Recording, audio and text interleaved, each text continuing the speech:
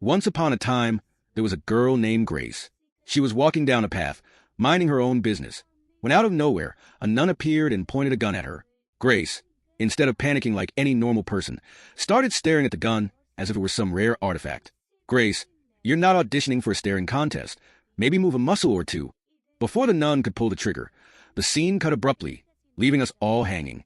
The story rewinds to a bit earlier. Grace was in a hospital where she worked as an eye specialist. A grumpy old woman came to get her eyes treated, but Grace quickly realized this problem was out of her league. She suggested the woman either see another doctor or visit her senior. The old woman and her husband left, clearly unimpressed. Grace, maybe work on your bedside manner. Patients aren't supposed to leave more annoyed than when they arrived. Later that night, Grace was at home working when things got weird. The lights in her house started flickering like she was hosting a low-budget disco. Suddenly, everything went dark. Feeling uneasy, Grace looked around and had this creepy feeling that she wasn't alone. Then, in the mirror, she saw a nun standing behind her. When she turned around, poof, the nun was gone. Grace pro tip: if you see creepy nuns in mirrors, maybe it's time to rethink your life choices or your mirrors. As she tried to shake off the scare, her phone rang. It was a detective with some bad news. He told Grace that her brother's body had been found in a convent. A convent, by the way, is where nuns and priests live, not typically the place you'd expect to find random bodies. The detective said it wasn't clear if her brother had taken his own life or if something sinister had happened. Hearing this, Grace was devastated. She couldn't wrap her head around how her brother ended up at a convent and what had led to his death. Determined to find answers, Grace met the detective at the place where her brother's body was being examined. The detective then took her to the convent, where they met a nun. The nun dropped a bombshell. A devil had possessed Grace's brother. Under the devil's influence, he had killed a senior priest. Overwhelmed by guilt, her brother took his own life to stop the devil. The nun explained that she had seen all of this in her visions. Oh, sure, sister. You couldn't have had these visions a little earlier, like before people started dying. Grace, a firm non-believer in all things supernatural, dismissed the nun's claims as nonsense. But then, as she was looking at her brother's body, she felt something strange behind her. When she turned around, she saw her brother's ghost. He warned her to leave immediately because the place was dangerous. Grace, understandably freaked out, fainted on the spot. Grace, fainting isn't exactly helpful in high-stakes situations. Just saying. When she came to, there was a priest named Father Meg standing over her. He wanted to know more about her brother and the priest who had died. Grace revealed a bit about her tragic family history. Her dad was in jail for allegedly killing her mom, leaving her pretty much alone in the world. Father Meg was taken aback by this. Honestly, Father Meg, you're a priest. Maybe work on your poker face? Later, Grace had a vision of people wearing masks and performing some kind of dark ritual. Grace, at this point, maybe invest in some sage or at least a flashlight. Your life is starting to look like a bad horror movie. And thus, Grace's strange and spooky journey continued. Grace, you've got more red flags in your life than a bullfight arena. Maybe consider a vacation? A lot of warriors started showing up, and just the sight of them made the ritualists scatter like cockroaches when the lights come on. Grace, still stuck in her visions, snapped out of it and decided to visit the place where her brother's body had been found, a half-broken church perched on a mountain. Grace, because nothing says safe like a crumbling mountain church full of creepy memories. As Grace examined the church closely, another vision hit her. She saw a group of nuns drowning themselves in water. Terrified, she fainted again. Grace, you've fainted so many times by now, you should consider carrying a helmet. When she woke up, she found herself in a convent and surprise. The other nuns had dressed her in their clothes. Imagine waking up to find strangers dressing you like it's some twisted fashion show. Grace got up, found a superior nun, and immediately started asking questions. What happened to my brother? He was badly injured before he died. The superior nun looked shocked and asked, How do you know this? No one saw him before his death. Grace had no answer, so she just sat down awkwardly. Grace, next time, maybe don't lead with the creepy insider knowledge. Later, Father Meg took Grace back to the mountain church and started explaining the locals' beliefs. He said there used to be a dangerous devil living there who killed a bunch of nuns. But, he added, these are just stories written in books. Who knows what's real? Meg, you're not exactly oozing confidence here. Great pep talk for a haunted church tour. Grace noticed a stone with a snake mark on a cross. Meg explained that if a nun committed a terrible sin and felt regret, she might jump into the water from the church to wash away her sin. Grace was blown away by this. Grace, you're not the only one. Sounds like these nuns needed better coping mechanisms. Meg later gave Grace some of her brother's belongings, including a diary. It was written in a strange language, but Grace somehow managed to read it. From the diary, she learned that she was actually her brother's stepsister, adopted by his parents. The diary also revealed that Grace had the power to see visions. Grace, congrats on the superpower, but maybe ask for a refund. It's mostly horror content. In a flashback, we learned that Grace's dad died in a plane crash, leaving her devastated. She prayed for him to come back, and shockingly, her prayer was answered. Her dad returned, and Grace was overjoyed. But soon after, strange and terrifying things started happening, as if the devil himself had granted her wish and now wanted something in return. Grace, next time, maybe read the terms and conditions before praying. Back in the present, Grace looked out a window and saw a terrified nun walking away. Grace chased her, only to see the nun cut her veins with a knife, bleed out, and die. But the next second, the nun was completely fine, no cuts, no blood. Turns out, it was just another of Grace's visions. Grace, maybe your vision should come with a warning label. May cause unnecessary panic. Meanwhile, the detective started grilling the superior nun. He asked, when Grace's brother's body was brought here, who cleaned the blood off him. Grace is wondering why his body was so clean. If he jumped from the roof, why aren't there any mud stains or marks on him?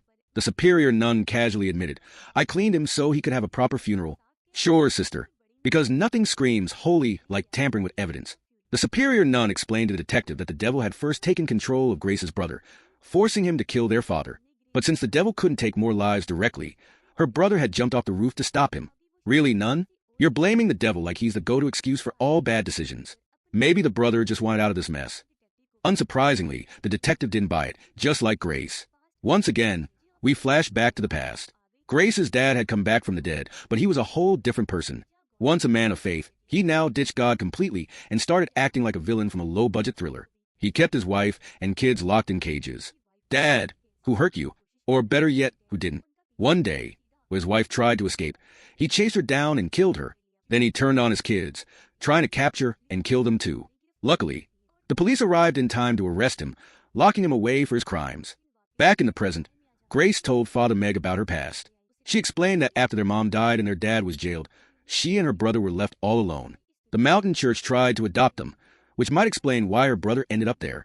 Otherwise, she said, he would have never gone there. Father Meg raised an eyebrow and replied, well, the superior nun told me something else.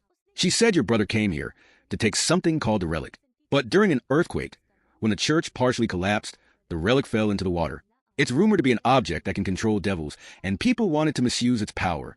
Meg, you're just casually dropping this devil-controlling artifact like it's a misplaced sock. Maybe lead with that next time.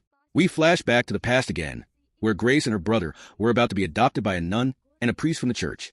The two kids were loaded into a car, but during the drive, the priest kicked her brother out of the car and drove off with just Grace. Poor guy. At this rate, his abandonment issues need their own zip code. Then, things got worse. The priest tried to knock Grace unconscious, but wasn't paying attention to the road. Boom! The car got smashed by an oncoming truck in a massive accident. Priest, you're supposed to save souls, not crash cars.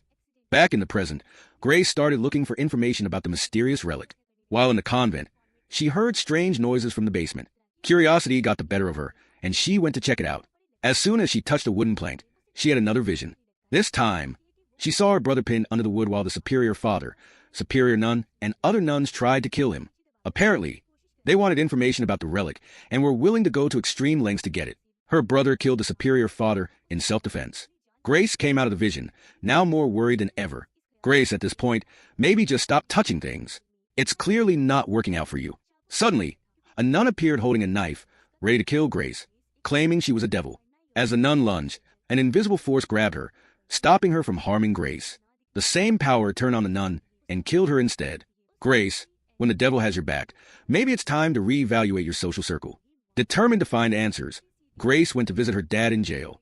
When she told him about her brother's death, he started acting strange. He laughed and said, I'm not your dad. Your dad died long ago. I'm the devil you called from hell with your prayer. He revealed that the devil now lived inside Grace, and wherever she went, it would always be with her. He even claimed she could bring her brother back using her evil powers. Grace, congratulations. You're now the world's worst roommate. Hearing this, Grace was stunned. Her whole life had been turned upside down, and now she didn't even know what was real anymore. Grace, at this point, maybe book yourself a spa day. You've earned it. The detective tried to dig up more information about Grace from the superior nun. That's when she dropped a bombshell. The relic wasn't some magical object. It was a person, and that person was none other than Grace. Talk about an identity crisis. Grace went from being a regular eye doctor to the human version of Pandora's box. The nun revealed that Grace's brother had come to take her, but she didn't remember anything because the devil inside her made her forget. Hearing this, the detective was shocked. But, of course, he didn't believe it. Typical detective move. Be skeptical until the evidence literally slaps you in the face. Meanwhile, Grace arrived at the church, where another nun told her, "The superior nun told me everything. You're the reason for all the deaths around here. If I die, it's your fault too because you're not a human. You're a devil." Nice pep talk, sister. Maybe skip the victim blaming next time.